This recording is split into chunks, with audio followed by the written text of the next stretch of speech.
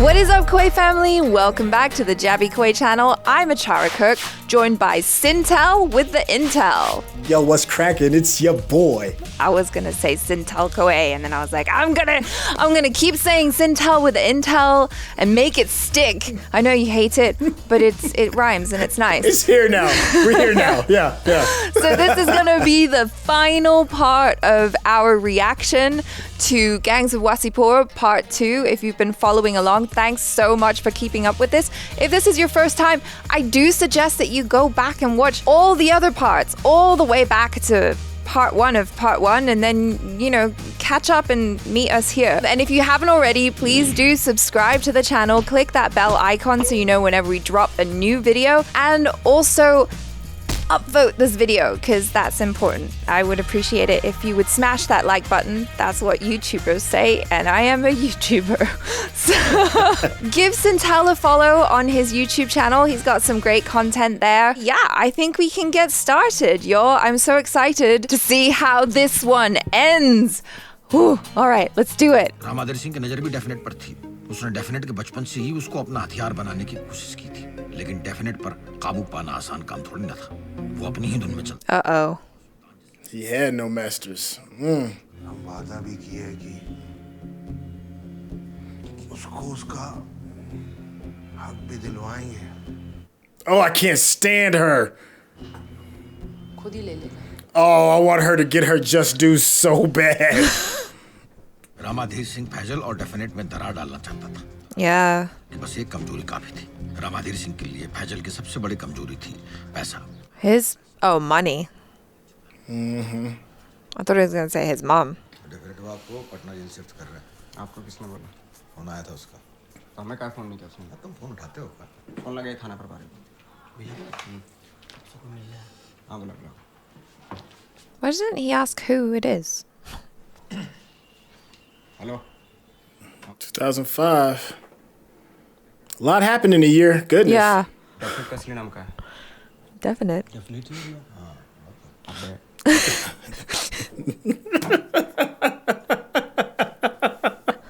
भैया हमको तो डेफिनेटली मालूम है। हाँ तो डेफिनेट का मतलब क्या होता है? This is such a goofy scene. अब तो डेफिनेट क्या होता है?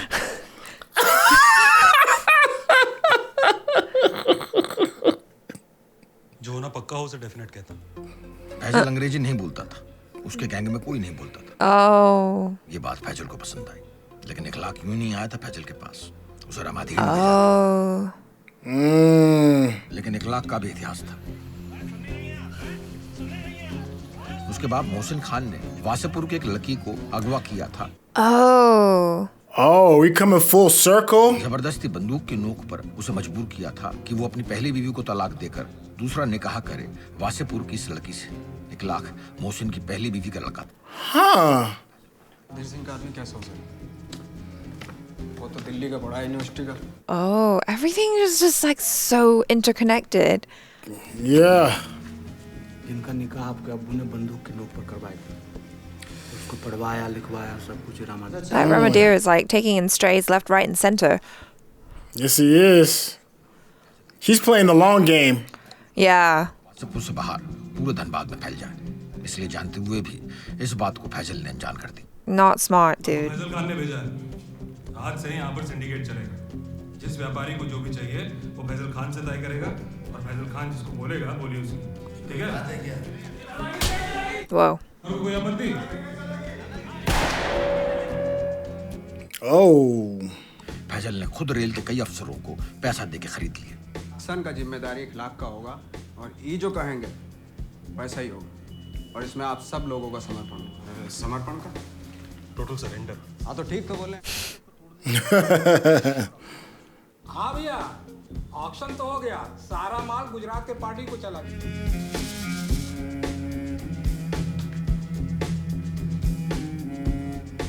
बीसीसीएल और रेलवे पर दबदबा बढ़ाने के बाद जैसे फैजल खान की बम The hustles keep getting bigger. Yeah. और इखलाक के लाए हुए हराम के पैसे में फैजल इतना मशगूल हो गया, And he forgot about his brother. Definite jail में पड़ा रहा और सड़ता रहा। You can't forget about family, dude. Wasseypur से न लड़के धनबाद से लड़ूं रामाधीर सिंह के खिलाफ,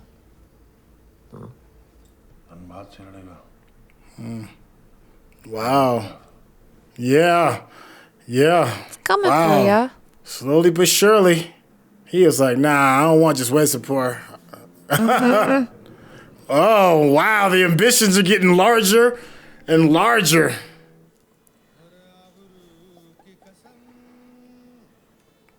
Yo, this is just really good. Yeah. There's so many levels to all of this craziness. What's going to happen with Definite, though? Because He's going to turn enemy. Yeah. There's no way he doesn't. There's no way he doesn't. I honestly thought that Faisal was smarter than this, but clearly Ramadir Singh is the smartest one right now. Because he's always thinking about the long game. He's like always, you know, just in case anyone whose dad dies, he's like, just in case, I'll like support you, I'll support you, I'll support you. There he goes. Singh ने पहले तो definite को jail से निकलवाया और JP को भेजा उससे This is not gonna work. और जेपी सिंह जानता था रामाधीर को सिर्फ एक ही आदमी उसके रास्ते से हटा सकता है. Oh man. और ये होगा कैसे? Huh. जैसा हम कहेंगे वैसा तुम करोगे. Huh. इसमें हमारा फायदा? WASSEYPUR तुम्हारा. For Ramadir Singh being smart and like supporting all these other people's children, he overlooked his own son, which is a grave mistake. Yeah. Well, his son has been playing it kind of weak. Yeah. You know, he was never ready to step into a role of real leadership because he just couldn't get it together, but obviously he's plotting. Yeah. he's learning, and also like he's been overlooked, so there is no love there for his father, you know? And he's been shamed by his dad too, like over and over again.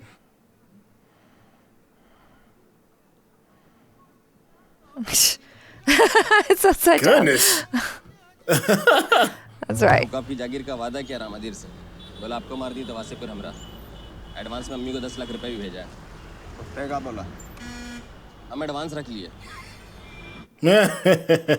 आपके ऊपर नजर रखने के लिए.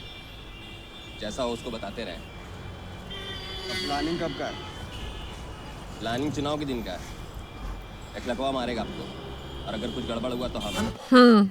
He told him everything. Wow, I guess he stayed loyal even after being forgotten about in prison. Isn't he playing both sides? Both sides? Yeah. Maybe. Oh, she's preggos? Somebody's pregnant. Considering how much he likes to do it, it took some time, eh? Yeah. Ramadhir की कहानी कब की खत्म हो गई थी? साहिद खान के साथ. Yeah. लेकिन वो अब तक चल रहा है. अभी तक चल. Yeah. Wow. अब हमें कुछ नहीं करना. वोट डालने के लिए गए थे पॉलिटेक्निक पे सर. सर गोली मार दिया sir.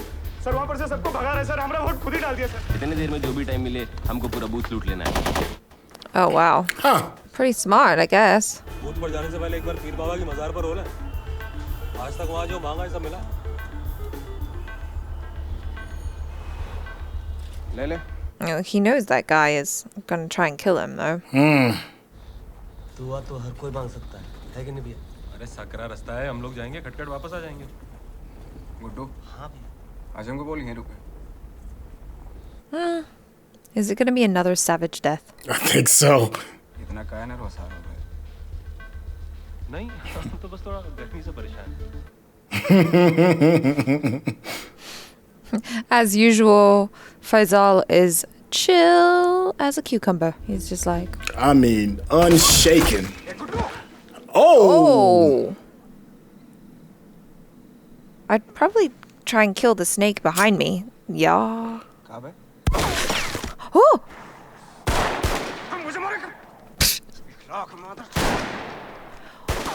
Literally, your brother told you that, though. He did. And he told you it was on election day. Yeah. I don't understand how he missed that. Definite's coming. बोलना कौन मारे? It's your bro. कहाँ है? दीवार के पीछे दो. Do you recognize the voice? He's like, make sure you don't jam.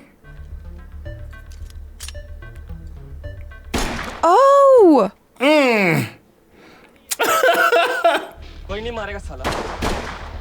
अबे गांडू कहाँ मार गया था? गुड्डू को मार दिया गोली किसी ने? अरे भैया वो गलती से अपने से चल गया। जगह को मारने का इससे अच्छा मौका नहीं मिलता हमको। बदला हमको मारने का प्लान। रामधीर ने और किसने? चल। भैया अभी अस्पताल में होगा। अस्पताल चल। भैया अभी सर्किट हो जाएगा वहाँ खाली रहेगा वही मार। Screw his schedule. I'm coming now. You know what's great is that you never really know 100% where somebody's loyalty may lie. Yeah, exactly. Like, I thought his brother might have tried to do him in. Me too. I'm like, what game are you playing, Definite? अंदर संभाल गुड्डू को संभाल। हम माँ बनने वाले हैं। Ooh. I don't know. I don't really have a good feeling about this. I don't either. I don't think he's gonna survive this one. No, I don't think so. It's like anytime they have an opportunity to get out, they just keep going back for more. Even though he had the realization that like this could have ended if his father hadn't decided on his path of revenge. None of this would have happened. Yeah, I think this is a wrap for him. Yeah. कोई गोली नहीं चलाएगा।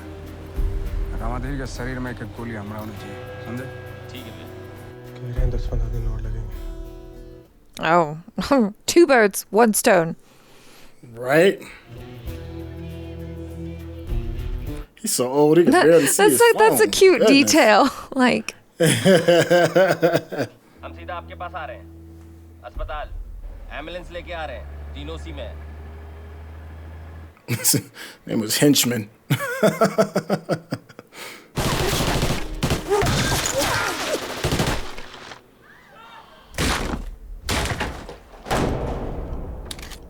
I don't understand how his house doors were stronger than these hospital doors.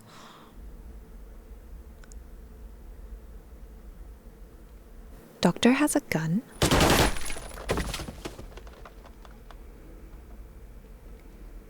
I don't know. I'd check better than that, dude. Ooh.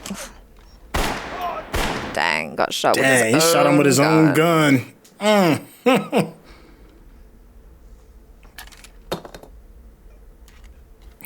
You gonna sit there and let him reload? Damn. Hey. Like a propane thing. You could have thrown that at his head. You ain't go. That's what I'm saying. You ain't go just reload in front of me. Oh. Yeah. You're all here, aren't you?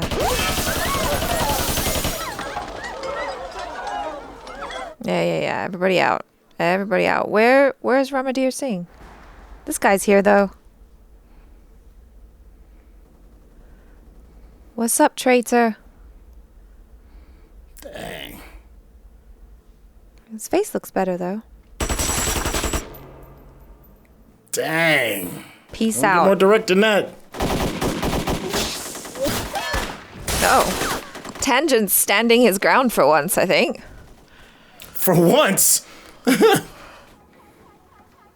Somehow I feel like he's very overconfident. Oh, okay. Grandpa's got a gun. Why didn't you shoot? Yeah, why didn't you? You know, what's the point, I guess? Hey, you had a good run. He did. You gonna die on the bog? It's like Tywin Lannister. Right? That's so let me just sit down. Yeah. You know how this ends. He got him! Oh.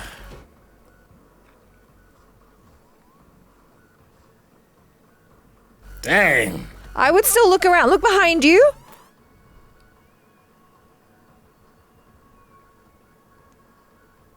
Oh, damn. Okay. Dang.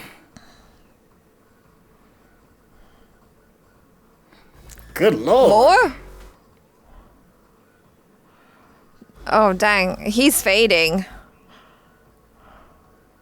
Look at all the guns they have.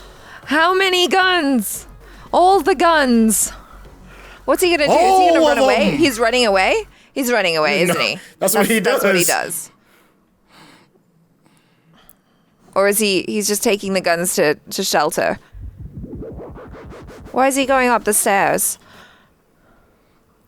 I'm trying to figure out how they're gonna get out of all of this. Oh, okay. I see. Different vantage point. Okay. I think you got him. I think we can focus on trying to get out now. Right. Yeah, save your bullets for the police. I think he might be just done in general.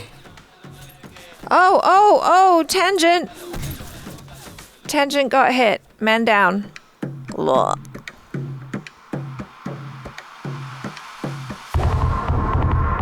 Ew. Goodness. Ugh. That's a lot of overkill. Yeah. Oh no. Is Good Dude gonna get it too? Everybody finna die in this one. Yeah.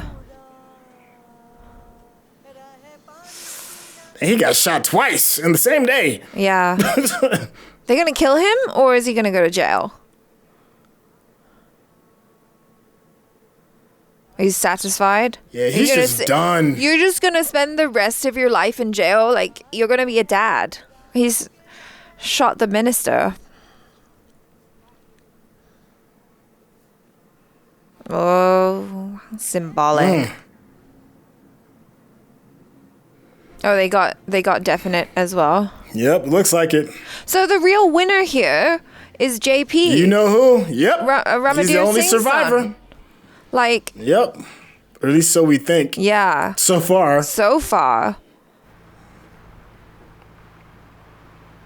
What's up with the looks definite? Oh. Why are they... What's going on? Oh, is he going to chat with JP? Like, aren't you offering tea to Faisal? What's up? Yeah, I don't know what's happening just yet. The door is wide open. Wide open. You could just... And nobody's in the car. But I think he's tired. I think he's just done. Maybe. Oh, he's tied up, I think. I see a rope. Oh, he's free.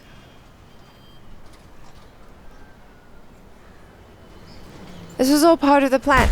Oh my God, he does get it. He does get it. Wow. You know who it is. It's the brother. It's definite.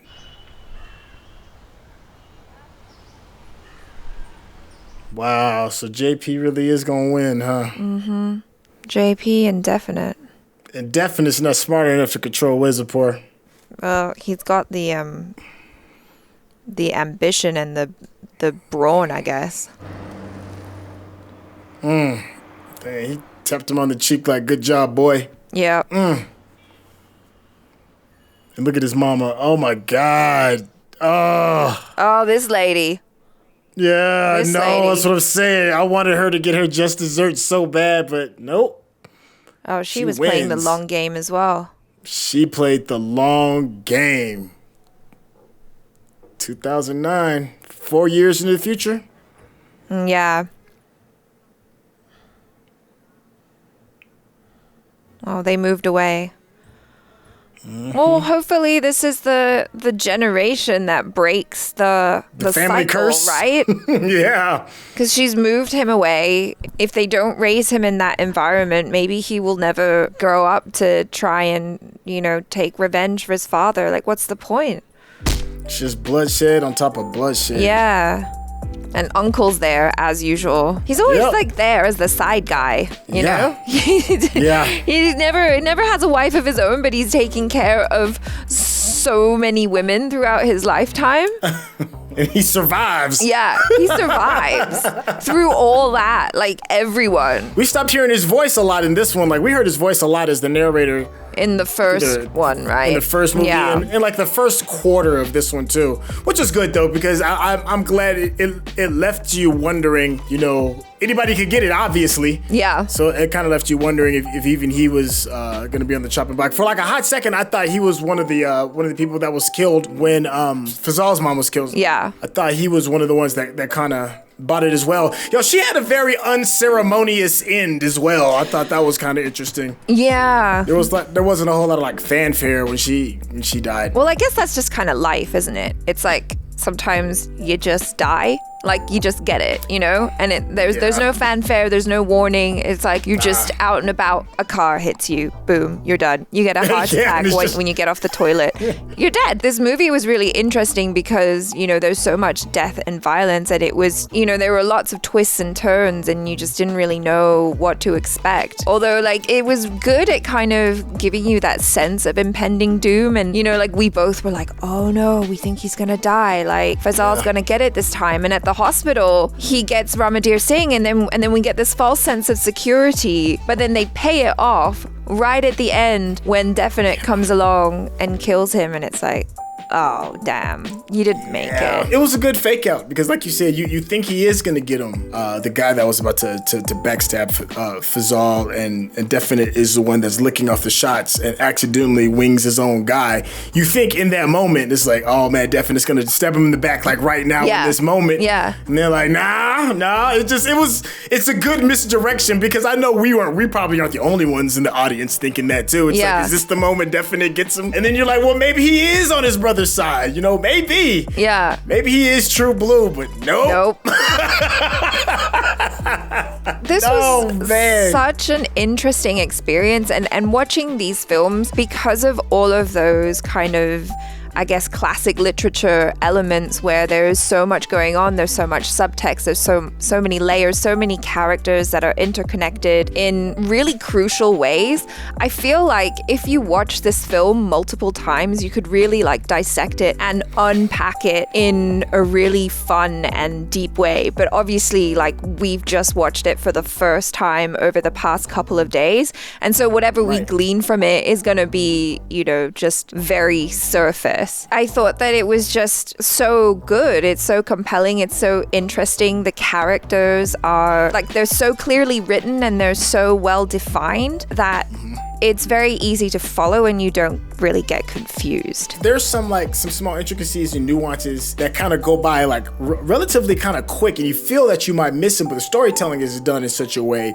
that you can miss a small nuance and still, like, the writing will still hold your hand and kind of like walk you visually through the storytelling. And that's a really good sign, because a lot of times we'll watch movies like this where you just get bogged down in what's being said, and when it's so much easier to explain it by what's being seen. And this is one of those kind of projects. You see everything. You see the storytelling. You see the contempt. You see the jealousy. You don't have to like listen to every single line and then just and soak it in. And I appreciate that, because we spanned 60 years? Was it so like 60 years? Like it started in the 40s, 41, right? I think, was when it began. And then we ended on, what was it, 2009, 2008? 2005 is when Faisal finally dies. So yeah, so that's 50, 60, 70 years. Yeah, and they managed to tell it in such an interesting way, and it was so detailed, and yet you, like you said, you didn't get lost in the details. And the thing that I love as well is a lot of the things that happen, like kind of side things that happen that maybe initially you might question and go, why though? Like, it's kind of derailing from the main story. Like, why was there this whole side plot about the young guys who assaulted the girl and then nothing really happened of it? And then like there's all little things like that, but then they all pay off, and then you kind of see how certain characters, like Ramadir Singh, his whole thing is the long game. And the funny thing is, like, the son that he didn't really pay attention to, that he discarded in a way, was the one who played the longest game of all and ended up winning. Like, he ended up winning. Yeah. I'm mad at, don't get me wrong, I'm happy with the story. I just didn't want the people to win. I didn't want him to win, but it's explained in a way where I'm like, it's still a good story. Yeah. You know, I didn't want Sadir Khan's second wife to win. You know, she's a survivor too, if you think about it, because when she was introduced, she was like the servant to like some, I forgot who it was, like the butcher or something. Yeah, like she wasn't in a good situation for sure, and she didn't have her own agency. Right. Yeah. Exactly. She bounced from place to place. And even if you think about, like, I know I keep going back back to this scene with Sardar when he chose her and the way that he chose her. It didn't really give her a whole lot of choice per se, because he was a little aggressive with it. Yeah. And he was like, you're going to be mine in that kind of sense. And she just went along with it and stuff. So to see her like bring in her full power at the very end, there's a moment when she's visiting Definite in prison and she says, I raised you to be a killer,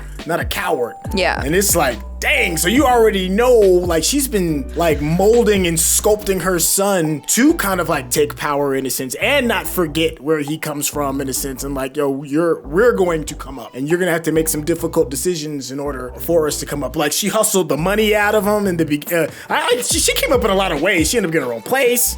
Yeah. She raised her own son. She was paid like 2 lakhs for something. I forgot what it was. I think it was like, maybe it was hush money.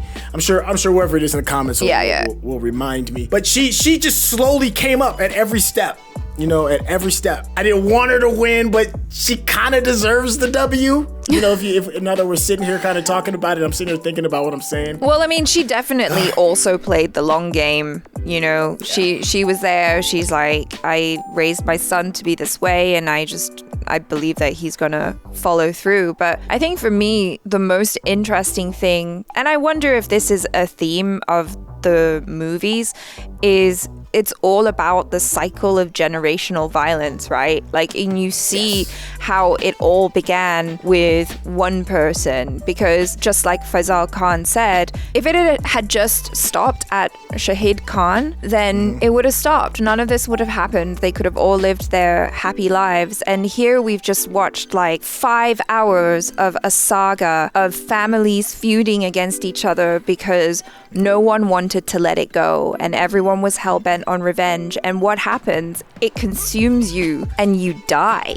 And I feel like that last scene was actually really hopeful because, first of all, Faisal Khan's wife, Mohsina, I think her name is, she got to leave Wasseypur. She's in a new place. She has her child, and there's hope there that she's not going to allow him to follow in the same direction as his forefathers and his father before him, and just kind of let him live his own life, and maybe they can just be out of this cycle of death and violence, because like no one was safe. Even the women died. Yes. Like, yes. And that's when everything like really got ramped up. It's like the first movie did really good world building of just putting you in the element of why these people have these motivations, right? Yeah. And don't get me wrong, it definitely has its fair share of violence, and especially the way it closes it out.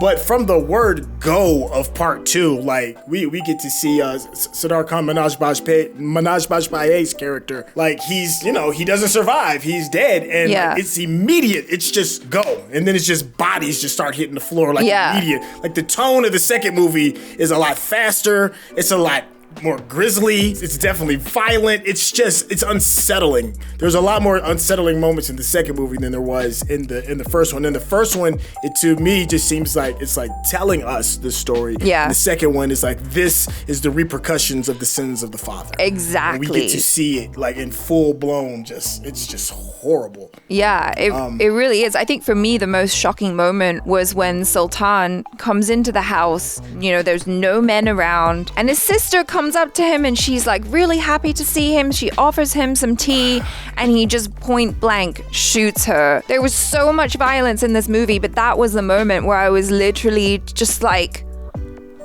what the hell just happened? Who is this guy? I mean, I know that he was mad at her for what she did, but like, that's your blood, that's your sister. How could you do that? She wasn't even being aggressive. And she looked like she missed her brother in her face. And I like, she's like, oh my God, like, you know, you came to maybe say hello or whatever. It's just, there was nothing that promoted that level of aggression. Yeah. There was no fear in her face, too, because he was holding a gun. But she never thought that her own brother would kill her like that. She wasn't scared. But like, oh, wow. That just showed you who he was. The different reasons why proximity matters when giving violence. Like if you're shooting somebody from far away, it's typically like a sniper, it's like a job. There's an emotional detachment from it. Yeah. Shooting people with guns from a distance is the same thing. But the closer you get to somebody, and depending on the weapon, it becomes a lot more personal. Like if you're stabbing somebody with a knife, it's a lot more personal, right? But there's that final scene when we get a chance to see Faisal finally end the whole thing, or how he thinks he's gonna end it, and he's just unloading clip after clip into this guy. Just not just reloading, but switching guns and then sending his brother down to get more guns so that he could just keep unloading in front of this guy. And there's just something, it felt to me, as horrible as it was, and it's tough to watch. To me, you could see the look in his face, and it felt like a release. Yeah. Like we were saying like towards the end, it's like, I think this dude is just done. Yeah. Like he cried in his wife's arms, and he's like, you just don't have the energy to maintain that level of just hatred. Yeah. It takes energy for that kind of hate. I think, when he looked at his brother and he saw what happened, he looked like he was almost at peace. He wasn't angry or anything. It's like, well, this is just what it is. Well, that's kind of his character as well, right? That's kind of why he was able to act fearless and calm in the face of all of that stuff, because, he's like, well, when it's my time, God will take me or the neighbors will take me. Either way, like, I'm gonna go. So why worry about it? Which was, just really interesting. Also, talking about the close range killing, there was like his first kill that we see was also incredibly emotional and very close range when he killed his friend and just like stabbed him to death. And it was cool as well because they did that all in silhouette, and then they had the blood spurting out, and so it definitely looked violent, but you just get the sense of that like rage and all that emotion and then he like gives his mom his head in a plastic bag. Like, that was savage. Yeah, I think it was in that moment where it was off to the races for him as well, because he was still trying to get the monkey off his back. And then, you know what, he kind of, in most movies, especially like in American movies, you have to overcome and shake the habit in order for you to become who you're supposed to be, right? I was expecting that story. Like, he's going to shake the drug use and then become the patriarch of his family or whatever it is. That didn't happen. And he's like, no, I smoke. This is what it is. Yeah. He even told his wife before they even got married, he's like, I just need you to understand, listen, I smoke weed and a lot. Yeah. This isn't changing. He was one of the few characters that completely, fully accepted who he was. Yeah. The family upgrades were crazy. Like, they first started with selling stuff, stealing stuff off of trains. Yeah. Then they went to selling coal. Then they went to filling the coal mines with sand. They went to the sand business. Then they went to the fish business. Yeah. Of just selling fish. Then the family always had a hustle in his back pocket. Yeah, always. Like, they just saw a business opportunity and they ran with it. And I think at that time in India, that was probably pretty common. It's like, it was kind of like the wild, wild west. What can you do? Oh, here's this thing that we can do and we can make money doing it, and we can hustle and we can threaten people and make it work somehow. And they do, and they get really, really successful doing it, but it's never enough because it's always, greed and how can we be bigger? How can we have more money? And so it keeps on going and the feud keeps on going, and then eventually everyone dies. Thank you. That thing that Ramadir Singh said about how Bollywood movies have ruined people because they all think that they're the heroes. That definitely feels like something very significant and something that the writer and the director is saying to us, the audience. But I'm still kind of trying to wrap my head around what that means exactly. And I don't know if you're able to like maybe help me unpack that. I thought it was dope. Well, because in my community, gangster movies are like the staple of black cinema when I was a kid. It's not the end all, but it really played a really big part in it. And with that, it's coming with drug dealing, lots of violence, killing people that look like you. It's one of those things where is it art reflects life and life reflects art, right? Mm-hmm. It's the back and forth, and you see these images on television and it gets reinforced within the community, and you try to be like Al Capone, you try to be like Scarface, you try to be Godfather and Goodfellas and stuff. Like, we have rappers named after like gangsters, tons of them. Right. And they think that if they act as such, based off of the images that they see in this movie, that they are going to be the good guys within their own movie. That they're saying they're like, if I could be like Scarface, then I could be the hero. The hero of your life. Right, the hero of your life. But the thing is, in all these movies, they're all villains. All of them. Tony Montana's a villain. The Godfather is a villain. It's organized crime. Nino Brown is a villain. Like all of them. You're lying to yourself that you think that you can change the images of what these movies are going to be about and retell it. And you're just like, no, you're the villain, homie. I hate to break the news to you. And in these movies, they all die for the most part. That's true. So not only do you not get to be the hero, but you also get to share that villain's fate. There's not going to be any glory for you like it is in this movie. This is real life. Right. It's not like a movie, which is interesting because you're seeing that and it's being said to you while you're watching a movie, which in itself feels kind of meta to me. But I did enjoy that moment because it did very much feel like a moment where the filmmaker was like, hello, audience, this is my message to you. Yeah, big facts. There's one rapper named Jermaine Dupri. His nickname, he called himself Don Chichi. People laughed at it because it wasn't like a big name in gangster movies, and Don Chichi was in The Godfather, and he's the only one in The Godfather that doesn't die. You know, everybody else in The Godfather gets met with a horrible fate. Right. But Don Chichi was the one that kind of like saw the big picture. He saw the sharks in the water and was smart enough to kind of like avoid them, but still be the Don of his small piece of land. Right. And he's like, I think like this guy, Ramadir, he is like Don Chichi in that sense in The Godfather.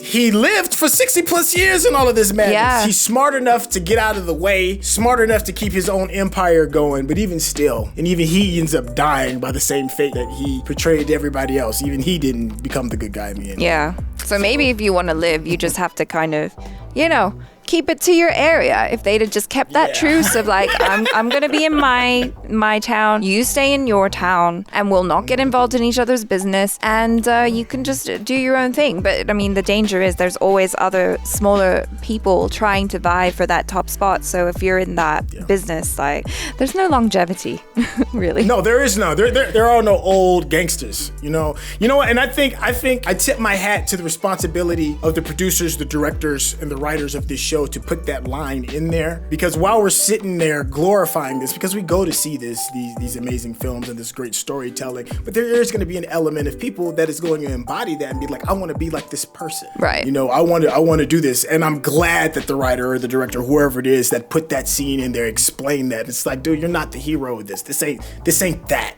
I have never seen that in a gangster movie before, where they kind of step back and have that meta moment. Yeah, like, don't try to replicate this.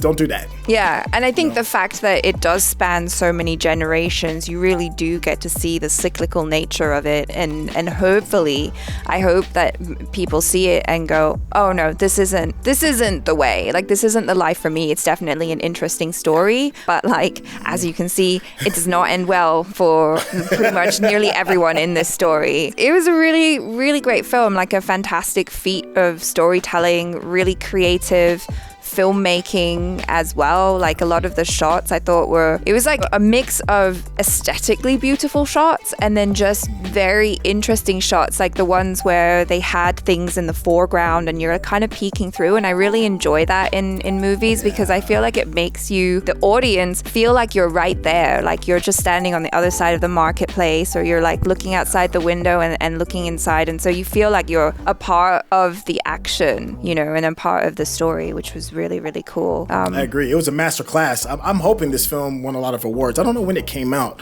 but I'm hoping the year it did come out, it got its just desserts regarding award season, because it's stellar. It's stellar at every level. I was gonna say even the sound design is really good. Yeah. I'm sitting here listening to it in my headphones, and I'm like, wow, this is. They are really hitting the mark on a lot of this stuff. It's a master class. Well done.